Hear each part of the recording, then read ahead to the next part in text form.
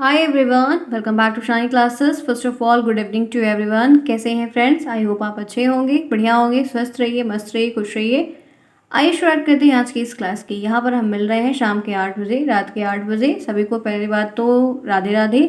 कल मैंने क्लास नहीं ली थी, आप लोग को अपडेट कर दिया था। आज मैं यहाँ पर क्लास ले रही हूँ। ये हमारा मार्च का 2023 का ये लास्ट दिन है जो जा रहा है। हाँ, नेक्स्ट मंथ हमारे काफ़ी कुछ देखने को अच्छे मिलेंगे।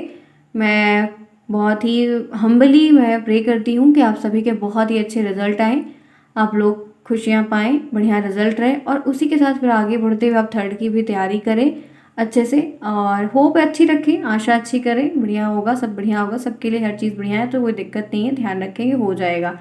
आइए शुरुआत करते हैं आज की क्लास की, जहाँ पर हम शिवाजी महाराज के बारे में काफ़ी कुछ डिस्कस कर रहे थे, उनको कंटिन्यू करेंगे।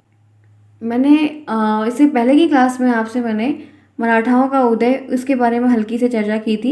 बहुत बेसिक बेसिक चीज़ें हैं जो मैं पॉइंट आउट करके आपको बता रही हूँ। चीज़ें जैसे हैं देख लेंगे, समझ लेंगे।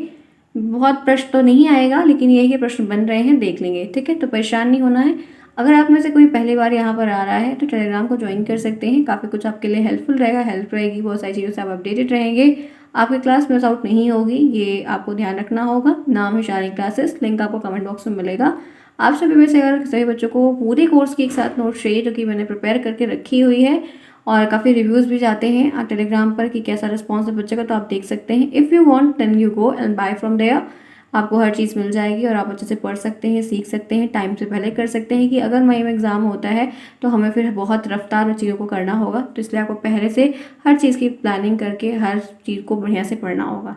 चलिए फ्रेंड्स, शुरुआत करते हैं आज की इस क्लास की। तो मैंने आपको शिवाजी से मिलवाया था। शिवाजी से, ये है हमारे शिवाजी और काफ़ी बातें हमने इनके बारे में जो पढ़ी थी, इनका परिचय देखा, इनके जीवन के बारे में कुछ चीज़ें थी उस पर डिस्कस किया, इनकी माता पिता के नाम के बारे में, इनके वैवाहिक संबंधों के बारे में भी मैंने थोड़ी सी बातें बताई। उनका शासनकाल क्या था, किस नाम से विख्यात हुए, कहाँ पर इनका समाधि स्थल बना, मृत्यु कब हुई, जन्म कब हुआ, क्या वो जितनी भी चीज़ें थी पूरी डिटेल मैंने आपको बताई, जो कि आपको 1 नंबर में देखने को मिल सकता है, आपको 2 नंबर में आ सकता है, आपको लिखने को आ सकता है, टिक करने को आ सकता है, कई तरीके से पूछ सकता है। ये बात आप खुद भी जानते हैं कि टॉपिक्स सिलेबस पर बड़े रहते हैं सोशल साइंस में, लेकिन आते बहुत लिमिटेड ही हैं।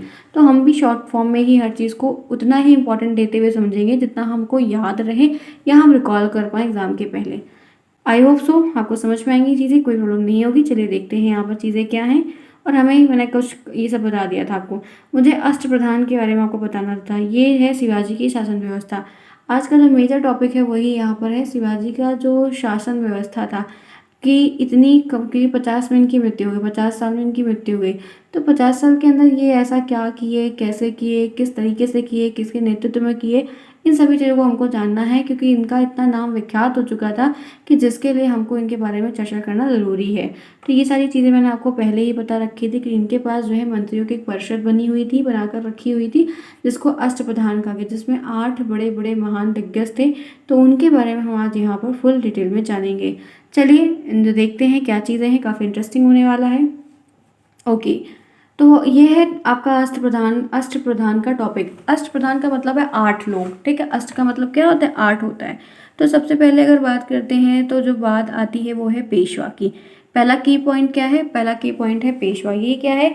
ये राज्य के प्रशासन और अर्थव्यवस्था की देख रेख करता था। पेशवा जो थे वो राज्य में जो प्रशासन चल रहा है, जो इकॉनमी का पूरा सिस्टम है, कितना कैसे करना है, राज्य को कैसे संभालना है, कैसे देखना है। देखिए फ्रेंड्स, जाहिर सी बात है कि इतना बड़ा राजा, इतने सारे प्रांत हैं, इतने सारे लड़काना है, ज़िले हैं, बहुत कुछ है। तो एक राजा होने के तौर पर इतना वहाँ पर चीज़ें उसमें डिजिटली तो थी नहीं कि वो देख पाते, कर पाते। तो संभालना, देख रेख करना, हर चीज़ की व्यवस्था करना, तो उसके लिए कोई ना कोई होगा ही, जाहिर सी बात है, राज भी रहते हैं। तो यह राज्य के जो प्रशासन, जो राज्य जितने दूर तक विस्तारित था, उसका प्रशासन, उनकी जो अर्थव्यवस्था थी कि कैसे रुपए कहाँ खर्च करना, कहाँ लागत, कितना प्रॉफिट, क्या, इन सब चीज़ों का जो नेतृत्व कर रहे थे, इन सब चीज़ों की जो देख रेख कर रहे थे, उस चीज़ को समझ रहे थे, करने में आसानी उनको फील हो रही थी। तो उन सब चीज़ों की देख रेख और राजा की अनुपस्थिति में, और देख रेख के साथ साथ एक बहुत बड़ी बात ये भी थी कि जब राजा अनुपस्थित हैं, बीमार हो गए हैं, कहीं गए हैं, पलायन किए हैं, कुछ भी है, या कोई त्यौहार में कहीं बिजी हैं या किसी संगोष्ठी में बिजी हैं, तो जब वो राजा की अनुपस्थिति है तो राज्य की जितनी भी देख रेख है, जो राज्य की बागडोर संभालता था, ठीक है, वो पेशवा कहलाता था।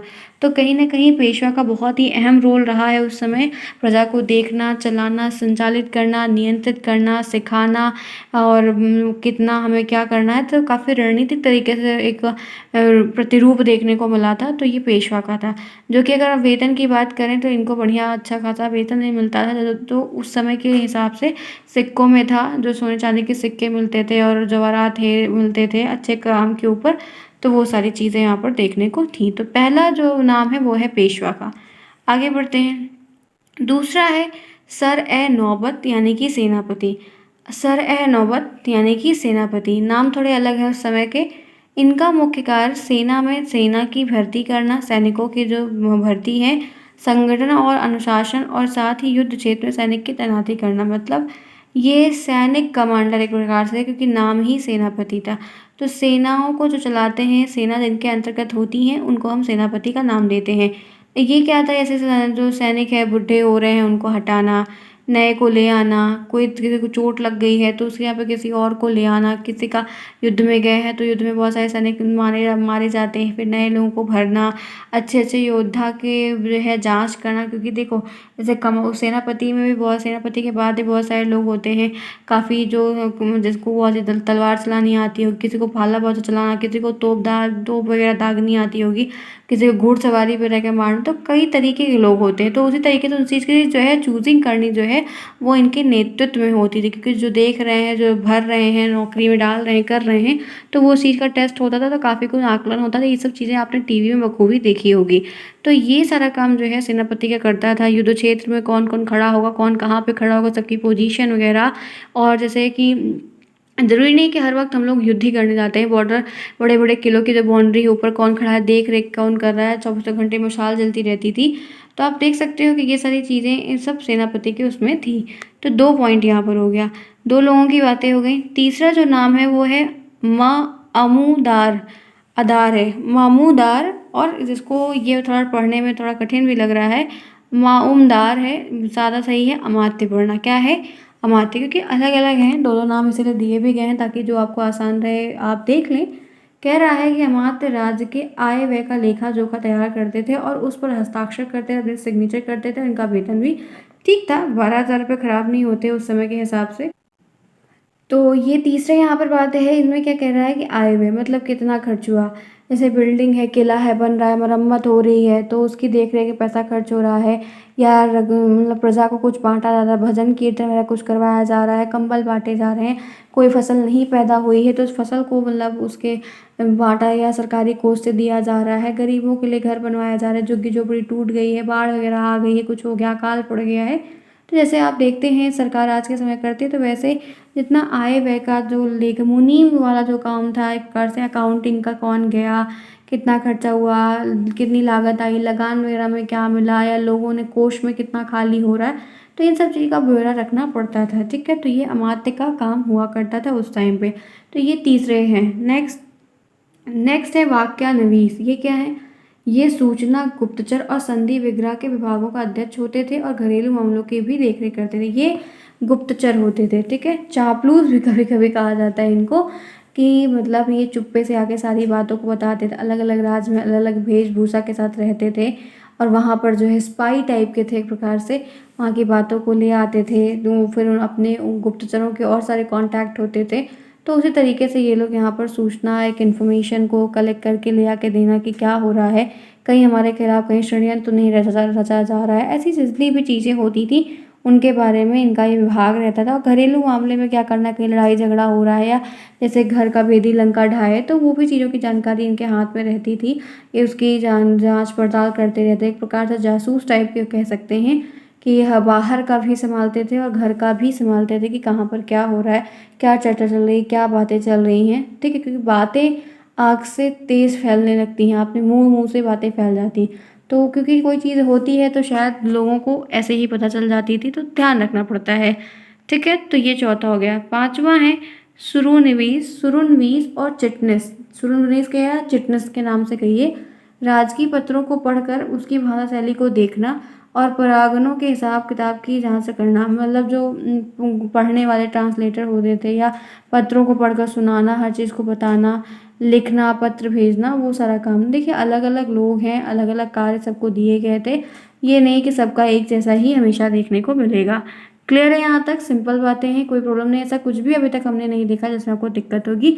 अब देखिए अष्टप्रधान का नाम बहुत विख्यात है, तो इनमें से जरूरी नहीं कि आपको सारे अष्टप्रधान के नाम के बारे में बीच बीच से चीज़ें पूछ लेगा कि ये व्यक्ति जो कार्य करता था वो कौन था। नेक्स्ट है दबीर। दबीर और सुमंत, ये क्या है? विदेशी मंत्री।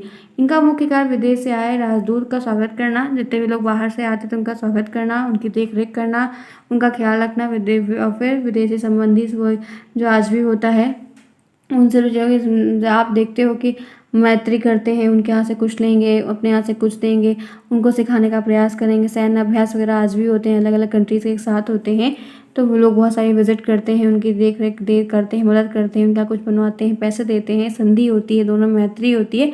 तो जो चीज़ मतलब आज भी हो रही वो उस समय भी हुआ करती थी। तो इसका भी एक मंत्री, वैसे भी आप जानते हैं विदेश मंत्री हर जगह सभी जगह होते हैं, रहते हैं, देखते हैं, ठीक है। आईएफएस ऑफिसर होते हैं इंडियन फॉरेन एडमिनिस्ट्रेशन सर्विस के, तो वो चीज़ हर चीज़ को संभालते हैं, करते हैं, जो देखना चाहिए। यहाँ तक कोई प्रॉब्लम लग रही है? समझ में आ रही? बेसिक चीज़ें हैं, कर ले जाएंगे। आगे बढ़ते हैं इसी के साथ। तो है सदरिया पंडित राव। अब ये क्या होते हैं और कौन थे? तो कहते हैं कि इनका मुख्य कार्य धार्मिक कार्य, जितने पूजा पद्धति के कार्य थे, तिथि को निर्धारित करना, पूजा पाठ कब कराना, गलत काम को करने से धर्म के भ्रष्ट करने वाले दंड की व्यवस्था करना, ब्राह्मणों में दान बंटवाना, प्रजा के आचरण को सुधारना। ये धन्याध्यक्ष के नाम से, मतलब जो दानालय कहेंगे एक प्रकार से, कि कितना दान देना है, कितना दान लेना है, क्या करना है, पूजा पाठ वगैरह कब करवानी, धार्मिक अनुष्ठान ये सब कब करवाना है, और जो धर्म का विरोध कर रहा है या धर्म के साथ अत्याचार कर रहा है, गलत तरीके से कर रहा है, उसको दंड क्या देना है। तो ये सारा चीज़ जो है पंडित राव का एक उपाधि का होता था, उपाधि दी जाती थी, और लोग वो देखते थे, समझते थे, कार्य करते थे, लोगों को बताते थे। तो काफ़ी बड़ी ये भी एक मतलब जॉब थी जो करना पड़ता था। आगे चलते ही बात करते हैं न्यायाधीश की। तो ये क्या है, इनके बारे में जानते हैं। सैनिक और असैनिक के सभी प्रकार के मुकदमों को सुनने के पर सुनना और निर्णय लेने का अधिकार जो है न्यायाधीश के पास है, क्योंकि अब सबके पास शिकायतें, हम लोग की भी तो शिकायतें होती हैं, तो हम लोग अपने माता पिता से बताते हैं। तो उस समय भी न्यायाधीश हुआ करते थे, और जो भी कोई छोटी मोटी झगड़े हैं या कोई चीज़ है तो लोग न्याय मांगने जाते थे। फिलहाल टीवी में देखा है घंटी वगैरह बजाया करते थे, तो वो कुछ वैसा ही सीन यहाँ पर भी है। यहाँ तक क्लियर? क्या कोई प्रॉब्लम लग रही है अष्टप्रधान के बारे में जानने में? आइए देखते हैं। उपयुक्त अधिकारियों में अंतिम दो अधिकारी पंडित राव और न्यायाधीश के अतिरिक्त अष्टप्रधान के सभी पदाधिकारी को समय समय पर सैनिक कार्यवाही में हिस्सा लेना होता था। सेनापति के अतिरिक्त सभी प्रधान ब्राह्मण थे। तो यहाँ पर एक बात ये नोट के तौर पर है कि जो पंडित राव और न्यायाधीश थे, इनके सिवा अष्टप्रधान ने बाकी जितने पदाधिकारी थे उनको समय समय पर जो एक सैनिक कार्यवाही हुआ करती थी उसमें उनको हिस्सा लेना कंपलसरी था, ज़रूरी था, उनको लेना पड़ता था। और सेनापति के अतिरिक्त जितने भी लोग थे सभी प्रधान ब्राह्मण हुआ करते थे। तो ये अष्टप्रधान इसीलिए कहा गया, काफ़ी अच्छे भी रहे और बहुत अच्छे तरीके से अपने पूरे कार्य को निभाया। क्लियर? यहाँ तक कोई प्रॉब्लम है? एकदम बेस्ट टॉपिक है, बेसिक तरीके से बताया। आगे बात करते हैं शिवाजी की कुछ उपलब्धियाँ और विजय के बारे में। पहला है जवाली की विजय। अब ये क्या है ये जानते हैं। जवाली विजय शिवाजी की बहुत महत्वपूर्ण सफलता में से मानी जाती है, काफ़ी अच्छी सफलता के नाम से है। सतारा जिले के उत्तर पश्चिम कोने में जवाली एक सामरिक महत्व का कस्बा था, ठीक है। कस्बे के नाम से काफ़ी फेमस था, और जवाली पर चंद्रराव मोरे नामक मराठा सरदार का अधिकार हुआ करता था। अब वो जो अपने को बाजीपुर का प्रति वफादार समझता था, और जो है शिवाजी के द्वारा षड्यंत्र द्वारा चंद्रराव की हत्या कर दी गई थी। जवाली के दुर्ग पर अधिकार फिर शिवाजी ने कर लिया था, और जवाली प्राप्त होने से शिवाजी ने दक्षिण की ओर भी बढ़ना संभव कर दिया। जाहिर सी बात है कि सभी अपनी जगह अच्छे हैं, लेकिन हर इंसान चाहता है कि मेरा घर थोड़ा बड़ा हो जाए, मेरा घर थोड़ा बड़ा। जो लोग रोड के किनारे घर लेते हैं वो सरकार की रोड पर कब्जा कर लेते हैं। तो यही सारी चीज़ इन लोगों में था, मारना करना, कब्जा करना, जो दुष्ट है उसे हड़प लेना। तो अच्छा भी था, बुरा भी था। तो एक उपलब्धि और विजय की अगर हम बात करेंगे तो ये जवाली की विजय है, जावली की विजय है। ध्यान रखिएगा किसको मारा था वो ध्यान रखिएगा। तो कौन मारा था? बाजीपुर के प्रति वफादार कौन था? चंद्रराव मोरे, ठीक है। ध्यान रखना ये नाम कि ये एक विजय से उपलब्धियों में आता है। आगे बढ़ते हैं तो कोंकण की विजय। जवली को जीतने के बाद शिवाजी ने रायगढ़ के दुर्ग का निर्माण करवाया था, ठीक है, किला बनवाया था, और कोंकण प्रदेश में आक्रमण कर दिया था। फिर कोंकण में जाके आक्रमण किया जाता, शीघ्र ही उसे भिवंडी, कल्याण, चैत, तले, रामचंडी, लोहगढ़ को अलग अलग जगह पे अधिकार करना शुरू कर दिया। और 1657 के अंत में लगभग संपूर्ण कोंकण शिवाजी के अधिकार में आ गया, क्योंकि कोंकण जो था काफ़ी बड़ा था। विस्तारपुर कहेंगे एरिया वाइज तो काफ़ी ज़्यादा बड़ा था, तो एक धीरे धीरे करके शुरुआत की। जब एक बार हम घुस जाते हैं तो हम धीरे धीरे करके अपना पैर पसारने लगते हैं। तो वैसा ही शिवाजी ने भी किया कि पहले दुर्ग को बनाया, उसके आसपास जहाँ पर उनके कब्जे में था, और उसके बाद फिर एक एक करके उनका हौसला बढ़ता गया, और वो काफ़ी विशाल सेना के साथ जाके जैसे भी होता था लड़ झगड़ के जो भी था वो उस तरीके से वहाँ पर कब्जा करते दिन प्रतिदिन आगे बढ़ते चले गए, और इनका क्षेत्र का विस्तार भी बहुत ज़्यादा हो गया। तीसरा जो आता है वो है बीजापुर से संघर्ष। क्या है बीजापुर से संघर्ष, समझते हैं। बीजापुर में शिवाजी की बढ़ती हुई शक्ति को रोकने के लिए अफजल खान को भेजा गया था। शिवाजी से संधि की तथा छल से उस पर अधिकार करना चाहता था, पर किसी तरह शिवाजी को उसकी योजना का पता चल गया था। शिवाजी ने अफजल खान को वध कर दिया था, क्योंकि वो अपनी प्लानिंग से गया था कि मैं उसको मूड बालक समझकर मतलब बेवकूफ़ बनाकर कब्जा कर लूँगा, लेकिन ऐसा नहीं हुआ। और फिर बाद में शिवाजी ने उसकी हत्या कर दी, जिसमें शिवाजी को विजय मिली। अब दोनों पक्षों के बीच संधि भी हुई, और बीजापुर के विजित किलों पर शिवाजी का अधिकार का हो गया, स्वीकार कर लिया गया, और वो फिर वहाँ पर भी अपना शासन पठाया, मतलब पाठ वगैरह चलाए। ठीक है, तो ये 3-4 विजय है जो मैंने यहाँ पर आपकी इनकी उपलब्धि और विजय के बारे में आपसे संघर्ष किया। नाम आपको इंपॉर्टेंट है, ध्यान रखना।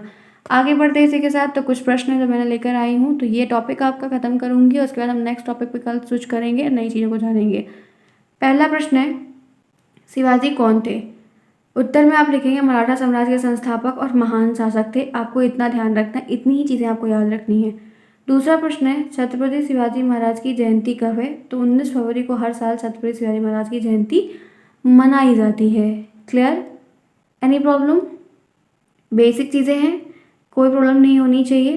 पढ़ते रहिए, मत परेशान होइएगा कि इसमें से क्या आएगा क्या नहीं आएगा। सिलेबस को देखते हुए ये वो करना है। हम हमेशा अच्छा कर ले जाते हैं, तो इसलिए हम डरेंगे नहीं। शुरुआत में डर लगता है, बट हो जाता है, बहुत घबराने की कोई बात नहीं है। छत्रपति शिवाजी महाराज की जयंती मनाए जाने की शुरुआत किसने की थी? तो उत्तर में आप यहाँ पर बताएंगे 19 फरवरी को हर साल इनकी जयंती मनाए जाने के लिए ज्योतिबा फुले के द्वारा की गई थी, जो कि अच्छी पहल कही गई है। आगे बढ़ते हैं। तो साल 2023 में आने वाली छत्रपति शिवाजी की कौन सी जयंती मनाई जाएगी? तो ये एक सिंपल सा प्रश्न है, ध्यान रखिएगा। यहाँ पर 393 जयंती मनाई जाएगी। ठीक है, क्योंकि मैंने इसको गूगल सर्च करके आपके लिए लिया, कुछ आपको देते हैं नया जिससे आप देख पाएँ। नेक्स्ट प्रश्न है, महाराज शिवाजी का जन्म कब हुआ था? तो 19 फरवरी 1630 में शिवरी महाराज जी का जन्म हुआ था, या शिवाजी महाराज जी का जन्म हुआ था महाराष्ट्र में। आगे बढ़ते हैं। छत्रपति शिवाजी महाराज की मृत्यु कब हुई? तो 3 अप्रैल 1680 को इनकी मृत्यु हो गई थी। तो ये प्रश्न था जो मैंने लिया था, और एक PDF था। आपकी 18 मिनट की क्लास हुई, जो कि इनफ है। मैंने आपको एक टॉपिक बताया, डिस्कस किया, हम लोग ऐसे डिस्कस करेंगे, और प्रश्नों की श्रृंखला जो प्रश्नों का टॉपिक है सर, वो काफ़ी बढ़िया करेंगे और ज़्यादा अच्छा करेंगे। मैं बस आपको टॉपिक पे एक चर्चा करती हूँ, ताकि आप ये टॉपिक देखे रहें, क्योंकि हम शायद कोई बात सुन लेते हैं तो हमें शायद ज़्यादा याद रहती है।